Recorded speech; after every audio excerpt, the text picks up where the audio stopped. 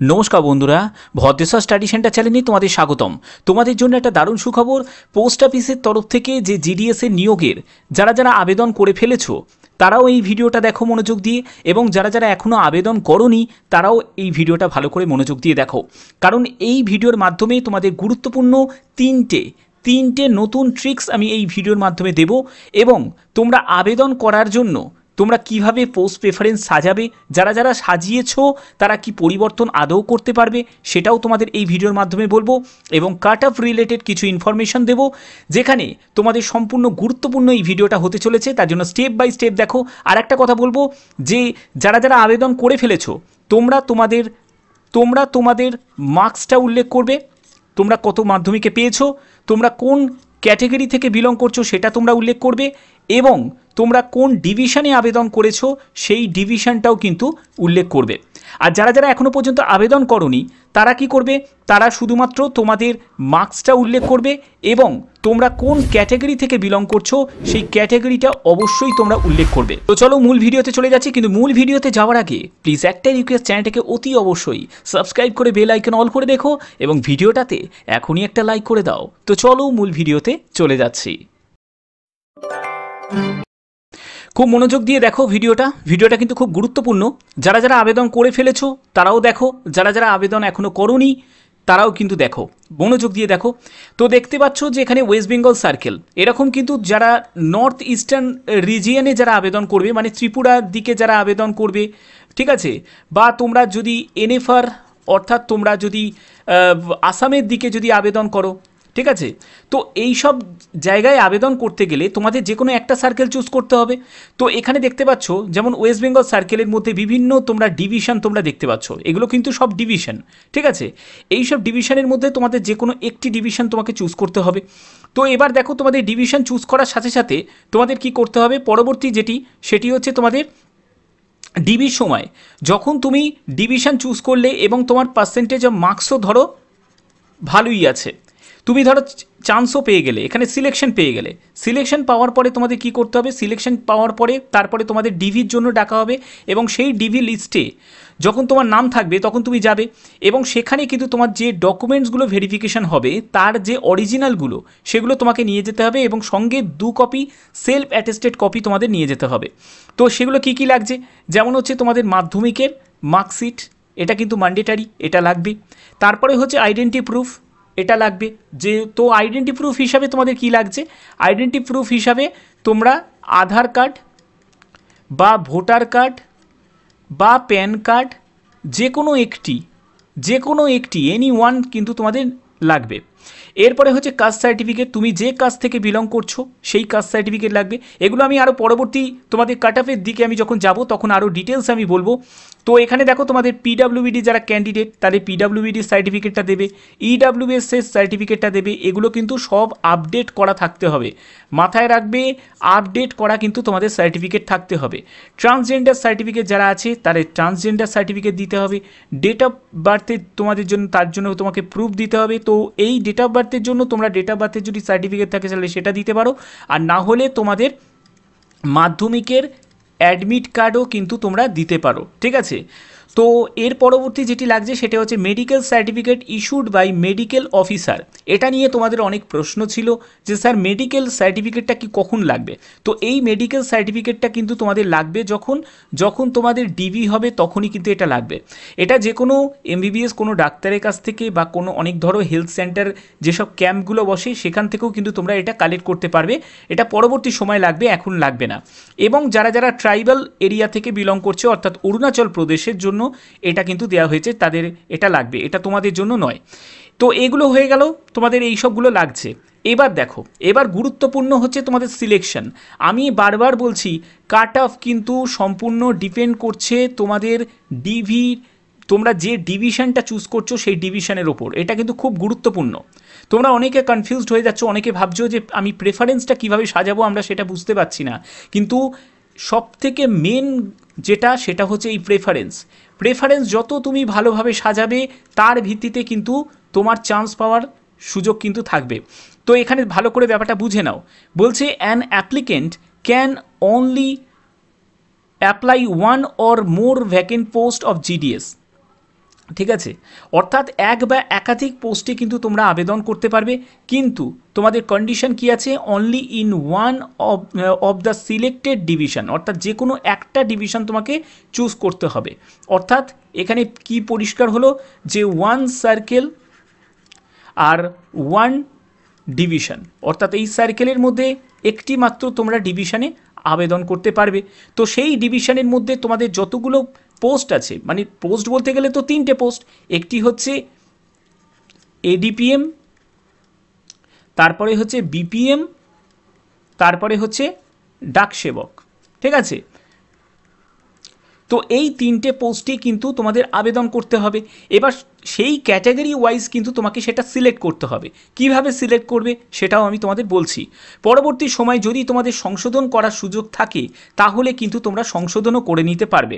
এখানে বলছে on selecting the division list of eligible যেসব পোস্টগুলো আছে based on the community and age, অর্থাৎ তোমাদের কমিউনিটি দেখা হবে, তুমি কোন কাস্ট থেকে বিলং করছো সেটা ম্যাটার করবে। আমি তোমাদের বললাম এখানে কিন্তু সম্পূর্ণ তোমরা ভাবছো যে শুধুমাত্র মার্কসটাই কিন্তু ম্যাটার করছে সিলেকশনের জন্য, একদমই ভুল।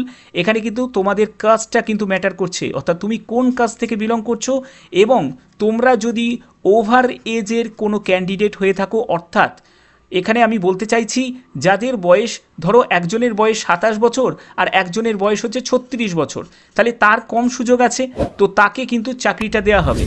তাকে, যার বয়স 27 বছর তাকে দেওয়া হবে না। এটা যখন টাই হয়ে যাবে তখন, সেটা আমি আগের ভিডিওতে তোমাদের ক্লিয়ার করে দিয়েছি। তো এগুলো কিন্তু তোমাদের ফ্যাক্টর আছে। এবার দেখো তোমাদের প্রেফারেন্স কিভাবে সাজাবে। একটা ডিভিশনে যখন তুমি ঢুকছো তখন বলছে যে if an applicant option for 5 post in a division, এটা তোমাদের এক্সাম্পল দিচ্ছে। নিজেও জানো যে এক একটা ডিভিশনে কিন্তু প্রায় 24টা মতো তোমরা দেখতে পাবে। ঠিক আছে, 24টা মতো কিন্তু সিরিয়ালি তোমাদের প্রেফারেন্সের লিস্ট দেখতে পাবে। তাহলে কি তুমি 24টা আবেদন করতে, মানে 24টা কি 1 2 3 করে সাজাতে পারবে না? নিশ্চয়ই পারবে। যদি তোমাদের ক্যাটাগরি যদি সেটা হয় তাহলে অবশ্যই তোমরা পারবে। আমি পরবর্তী সময় সেটাও আমি দেখাচ্ছি কি বলছে। তো এবার দেখো, এবার এখানে কি বলছে দেখো, selected as meritorious in more than one post, অর্থাৎ এক বা একাধিক পোস্টে তোমরা কিন্তু আবেদন করতে পারবে। কিন্তু এখানে আবেদন করার জন্য বলছে যে first post order of preference against which he she found most suitable, অর্থাৎ তোমরা ধরো যে পোস্টটাকে প্রথমে রেখেছো সেই পোস্টটাকে প্রথম সারিতে যেটা রেখেছো সেটাকে দেখা হবে। সেখানে তুমি যদি সুইটেবল হও তাহলে তোমাকে কি করবে, সেখানে তোমাকে লক করে দেওয়া হবে, অর্থাৎ সেই পোস্টটা তোমার জন্য হয়ে গেল ফিক্সড। ঠিক আছে, এবং পরবর্তী যে প্রেফারেন্সে তুমি 2 নম্বর পোস্ট রেখেছো, 3 নম্বর রেখেছো, 4 নম্বর রেখেছো, সেইগুলো কি হলো, সেগুলো তোমাদের বাতিল করে দেওয়া হবে, সেগুলো আর তোমার নাম থাকবে না। সেই পরবর্তী যখন তোমাদের লিস্ট যখন প্রকাশিত হবে তখন তোমার নিচে যারা ক্যান্ডিডেট আছে তোমার থেকে কম মার্কসে তারা সেই জায়গাটা চান্স পেয়ে যাবে। এবার বলছে will be offered the candidature for all remaining post will be forfeited. তো এইগুলোই কিন্তু সেটা বলছে। এবার দেখো এখানে তোমরা দেখতে পাচ্ছ আবেদন যারা যারা করেছো বা যারা যারা করবে, এই জায়গাটা ভালো করে বুঝে নাও, এটাই সব থেকে বেশি কিন্তু প্রবলেম ক্রিয়েট করছে। তো এখানে যেটা হচ্ছে সেটা তোমরা দেখো, এখানে সব কটা পোস্ট কিন্তু ইউআর দেওয়া আছে। আজকে এই জায়গাটা তোমরা দেখতে পাচ্ছ, এখানে সব কটা পোস্ট ইউআর দেওয়া আছে। তো শুধু কিন্তু এটা দেখলে চলবে না, অনেকে কি করছে শুধু পোস্টগুলো দেখছে, তা হলে হবে না, তোমাদের অফিসটাও কিন্তু দেখতে হবে, অর্থাৎ পোস্ট অফিসটাও দেখতে হবে। আমি কালকের ভিডিওতেও তোমাদের কিন্তু এই জায়গাটা আমি বলেছি, ধরো তুমি এই যে একটা পোস্ট অফিস আর এইখানে আর একটা পোস্ট অফিস, ঠিক আছে, তুমি যদি প্রেফারেন্স যদি ধরো এই পোস্ট অফিসে তুমি দিলে, এই পোস্ট অফিসে দিলে এবং তুমি মনে করলে যে আমার 5টা কি 7টা কি আমার 8টা মতো আমি দিলাম, চলো আর দেবো না, কিন্তু তোমার ওখানে কত আছে, কতগুলো প্রেফারেন্স সাজানোর আছে, 12টা মতো সাজানোর অপশান কিন্তু আছে, কিন্তু তুমি দিলে 5টা থেকে 7টা দিলে। এর ফলে কি হলো, তুমি তো এই পোস্ট অফিসটা অ্যাপ্লাই করলে না, মানে এই প্রেফারেন্সেই রাখলে না, কিন্তু এই যে পোস্ট অফিসে যেটা দিয়েছো সেখানে তোমাদের কাট অফ গেছে 96 গেছে, একটা ইউআরের কাট অফ 96 গেছে, কিন্তু এই যে পোস্ট প্রেফারেন্সে এই যে পোস্ট অফিসটা তুমি রাখলে না, সেখানে হয়তো তুমি দেখবে ইউআরের হয়তো 86 গেছে, তোমার হয়তো এখানে তোমার চান্স হয়ে যেতে পারতো, কারণ তোমার ধরো নাম্বার আছে 90, 90% তোমার নাম্বার আছে, তোমার কিন্তু এই পোস্ট অফিসে দিলে কিন্তু চান্স থাকতে পারত, কিন্তু তুমি এটা দাওনি, তুমি শুধুমাত্র এই পোস্ট অফিসটাই দিয়েছো। তাহলে কি হলো, তাহলে তোমার এই জায়গাটায় সুযোগটা হলো না।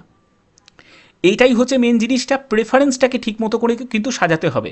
এবার ব্যাপারটা বোঝো, এখানে দেখো ইউ আর ক্যান্ডিডেট, তোমাকে দেখতে হবে বিপিএম এবিপিএম কোনটাকে রাখবে। তোমরা জানো যে বিপিএমের জন্য তোমরা বেতন কত টাকা পাবে, 12,000 টাকা মতো বেতন পাবে। আর তুমি যদি এবিপিএম পোস্টকে যদি রাখো প্রেফারেন্সে ফার্স্টের দিকে রাখো, তাহলে কি হবে, সেখানে তুমি 10,000 টাকা মতো বেতন পাবে। ঠিক আছে, তো এক্ষেত্রে তোমাকে এটা সিলেক্ট করতে হবে। তুমি নিজেও জানো যে একটা যদি কোনো মেরিটিয়াস যদি কোনো স্টুডেন্ট যদি হয় যে বেশি নাম্বার পেয়েছে, ঠিক আছে, তাহলে সে কি করবে, সে প্রথমে কিন্তু বিপিএমকে রাখবে, এবিপিএমকে কিন্তু আদৌ রাখবে না, সে পরবর্তী স্টেপগুলোতে রাখবে, কিন্তু সে কিন্তু ফার্স্টে কিন্তু বিপিএমকেই রাখবে। তো তোমার যদি নাম্বার কম থাকে তোমাকে কি করতে হবে, তোমাকে করতে হবে প্রথম কথা, তোমাকে যে পোস্ট অফিসটা কিন্তু ঠিকঠাক করে সিলেক্ট করতে হবে। তার জন্য তোমরা কি করবে, তোমরা আগের যে প্রিভিয়াস কাট অফ, তাই সেই রিলেটেড আমার ভিডিও আমি অলরেডি দিয়েছি, সেই কাট অফটা তোমাদের একবার দেখতে হবে। দেখে নিয়ে তার থেকে 2 থেকে 3 নম্বর, তোমার যদি 2 থেকে 3% নম্বর যদি কমও হয়, তাহলে সেই পোস্ট অফিসে তোমরা কিন্তু আবেদন করে দাও এবং সেটাকে ফার্স্ট প্রেফারেন্সে রাখো। আমি এটাই বলতে চাইছি, ফার্স্ট প্রেফারেন্সে রাখো। এবং যদি নাম্বার তোমার কম থাকে এবিপিএমকে আগে রাখো, তারপরে কিন্তু আগে এবিপিএমগুলোকে সব রাখো, তারপরে বিপিএম রাখো। এটা যাদের নাম্বার কম আছে, যাদের নাম্বার বেশি আছে তারা তো যেরকম খুশি সাজাতে পারে, অসুবিধা নেই। এবার এটা তো একটা ফ্যাক্টর গেল, আমি পোস্ট অফিসের ব্যাপারটা তোমাদের সুন্দরভাবে ব্যাপারটা বুঝিয়ে দিয়েছি, সেগুলো কিন্তু তোমাকে ঠিকঠাক রাখতে হবে। কারণ অনেক পোস্ট অফিস কী হয়, সেখানে হয়তো বেশি নাম্বারে ক্যান্ডিডেটরা হয়তো কম আবেদন করে, হতেই পারে, এবং সেখানে হয়তো অনেক কম নাম্বারে ক্যান্ডিডেটও কিন্তু চান্স পেয়ে যায়। সেটা কিন্তু শুধুমাত্র একটা পোস্ট অফিস নয়, এগুলো একাধিক পোস্ট অফিসে কিন্তু এই ঘটনাগুলো ঘটে। এবার দেখো, এবার হচ্ছে তোমাকে কি করতে হবে, কাস্টের ব্যাপারটা ভালো করে বোঝো। তুমি ইউ আর ক্যান্ডিডেট, ঠিক আছে, তোমাকে কোন পোস্টগুলোকে সিলেক্ট করতে হবে, তোমাকে যতগুলো ইউআরের যে পোস্টগুলো আছে সেগুলোই তোমাকে সিলেক্ট করতে হবে। তুমি কিন্তু ভুল করেও কিন্তু এসটি, এসসি, ইডাব্লিউএস, ওবিসি এই সব যে কোটাগুলো আছে এই কোটাতে তুমি যেতে পারবে না, বা এইগুলো কিন্তু তোমরা প্রেফারেন্স হিসাবে রাখতে পারবে না। কিন্তু একটা যদি এসসি ক্যান্ডিডেট বা এসটি ক্যান্ডিডেট বা ওবিসি ক্যান্ডিডেট বা ইডাব্লিউএস ক্যান্ডিডেট যদি হয়ে থাকে, তারা কিন্তু নিজেদের পোস্টকে, আমি বারবার আমি ভিডিওতে বলেছি, তোমাদের পোস্টকে ফার্স্ট প্রেফারেন্সে রাখবে। ঠিক আছে, তোমাদের পোস্টকে ফার্স্ট প্রেফারেন্সে রাখবে, ফার্স্টে কিন্তু তোমাদের পোস্টগুলোকে আগে সাজাবে। ঠিক আছে, তারপরে কিন্তু তুমি ইউআর পোস্টগুলোকে সাজাবে, ইউআরের যে যতগুলো ইউআরের পোস্টগুলো আছে সেগুলোকে সাজাবে। কারণ ইউআরের পোস্টগুলোতে সব কাজটাই কিন্তু ঢুকতে পারে, মানে এসসি, এসটি, ওবিসি, ইডাব্লিউএস, মানে এটা আনরিজার্ভ, এখানে সবাই ঢুকতে পারে। ঠিক আছে, তো এগুলো কিন্তু তোমাদের সাজাতে হবে, এরকম করে এই প্যাটার্নে কিন্তু তোমাকে করতে হবে, তাহলে কিন্তু সাকসেসফুলিভাবে কিন্তু তোমার চান্স পাওয়ার মানে সুযোগটা কিন্তু থাকবে। ওকে, এগুলো আমি তার জন্য তোমাদের সুন্দরভাবে ব্যাপারটা আমি বুঝিয়ে দিলাম। তো কাজটা কিন্তু অনেকটা ম্যাটার করছে, এবং তোমরা যে পোস্ট অফিস, সেই পোস্ট অফিসটাও কিন্তু ম্যাটার করছে, সেই অনুযায়ী তোমাদের এটা সিলেক্ট করতে হবে। বাদবাকিগুলো তোমাদের সুন্দর করে ব্যাপারটা বুঝিয়ে দিয়েছি। এবার দেখো, এরকম কোনো ব্যাপার নেই, যেটা অনেকে আবার ভুল করছো, সেটা হচ্ছে এরকম কোনো ব্যাপার নেই যে এটাকে তোমাকে একেই রাখতে হবে, এটাকে 2-এ রাখতে হবে, এরকম কোনো ব্যাপার নেই। এবং আমি বলবো যে প্রিভিয়াস ইয়ারের আমার অলরেডি কিন্তু ভিডিও আছে, তোমরা একটুখানি চ্যানেলে একবার সার্চ করে একবার দেখে নাও। তো দেখো, তোমরা যখন প্রিভিয়াস কাট আপগুলো দেখবে, সেখানে তোমরা দেখতে পাবে যে লিস্টে তোমরা যে দেখবে যে এরকম দেখবে হুগলি নর্থ ডিভিশন বা সাউথ ডিভিশন, বা তোমাদের যে ডিভিশনে তুমি আবেদন করতে চাইছো সেই ডিভিশনগুলো তোমরা দেখতে পাবে। পাশাপাশি সেই ব্যক্তির নাম দেখতে পাবে, সে কোন ক্যাটাগরি থেকে বিলং করছে সেটা তুমি দেখতে পাবে, সঙ্গে তুমি পোস্ট অফিসটাও তুমি দেখতে পাবে। এবার তোমাকে দেখতে হবে সেই পোস্ট অফিসে কত কাট অফ গেছিলো, এগুলো কিন্তু তোমাকে অ্যানালাইজ করতে হবে। একটু অ্যানালাইজ না করলে কিন্তু হবে না, কারণ অনেকে কিন্তু অনেক কম নাম্বারে সিলেকশন পেয়ে যায়। সেটা কিন্তু সম্পূর্ণ ডিপেন্ড করে তুমি যে পোস্ট অফিসে আবেদন করছো সেই পোস্ট অফিসের ওপর কিন্তু অনেকটা ডিপেন্ড করে, এবং সেই পোস্ট অফিসে কতজন তোমার মতো ক্যান্ডিডেট আবেদন করেছে বা তোমার থেকে বেশি মার্কস পাওয়া ক্যান্ডিডেট আবেদন করেছে সেটার উপর কিন্তু অনেকটাই ডিপেন্ড করে। তার জন্য এই অনুযায়ী তোমাদের কিন্তু ব্যাপারটা করতে হবে, এবং প্রেফারেন্সকে কিন্তু সঠিকভাবে সঠিক প্রসেসে কিন্তু সাজাতে হবে। ঠিক আছে, অনেকে ভুলভাল প্রেফারেন্স সাজাচ্ছ, সেটা কিন্তু হবে না। ওকে, তো এই হচ্ছে তোমাদের সম্পূর্ণ ব্যাপারটাকে আমি বুঝিয়ে দিলাম। তো এখানে তোমাদের কাট অফে তোমরা দেখবে অনেক জায়গায় কি হয়, অনেক জায়গায় কিন্তু 50%ও সিলেকশন পেয়ে যায়। আমি অন্য সার্কেলের কথা বলছি, 50%এর সিলেকশন পেয়ে যায়, অনেক জায়গায় 67%এর সিলেকশন পেয়ে গেছে, অনেকটি জায়গায় 76%এর সিলেকশন পেয়ে গেছে। এটা কিসের জন্য? এগুলো হচ্ছে সম্পূর্ণ যে অফিসে আবেদন করছে, মানে যে পোস্ট অফিসটাকে প্রেফারেন্সে রেখেছে এবং যে পোস্টকে রেখেছে, সেই পোস্টে হয়তো যারা বেশি নাম্বার পাওয়ার ক্যান্ডিডেট তারা হয়তো আবেদন করেনি, কম নাম্বার পাওয়া ক্যান্ডিডেট সেখানে আবেদন পড়েছে এবং সে সেই চাকরিটা পেয়ে গেছে। তো এগুলোও কিন্তু ম্যাটার করে, অনেকটাই কিন্তু ম্যাটার করে। তার জন্যই বলছি খুব ধীরে সুস্থে যারা যারা আবেদন করেছো তারা অবশ্যই কিন্তু মানে যেখানে আবেদন করেছো সেই জায়গাটাতে স্টিক থাকো, আর তো কিছু করার নেই। কারণ তোমরা যদি 6ই আগস্ট থেকে যদি মডিফিকেশান করতে পারো, ওকে, মডিফিকেশান যদি করতে পারো, এই সুযোগ যদি তোমাদের দেয় প্রেফারেন্সটাকে চেঞ্জ করার, তাহলে অবশ্যই সেই সুযোগটা পাবে। যেমন দেখো এএলপির ক্ষেত্রে জোন চেঞ্জ করার সুযোগ দিয়েছে, তো সেক্ষেত্রে পোস্ট অফিসের এটা দেওয়াটা উচিত। তো যদি দেয় তাহলে ভালো কথা, যদি না দেয় তাহলে তো জায়গাটা একটা সমস্যা। তো যদি ভিডিওটা ভালো লাগে অতি অবশ্যই ভিডিওটাতে একটি লাইক করবে, বেশি করে কিন্তু শেয়ার করবে এবং সাবস্ক্রাইব অতি অবশ্যই করবে, কারণ রীতিমতো নতুন নতুন আপডেটগুলো তোমরা কিন্তু এই চ্যানেলের মাধ্যমে পাবে। তো এখনের মতো এটুকুই, টাটা।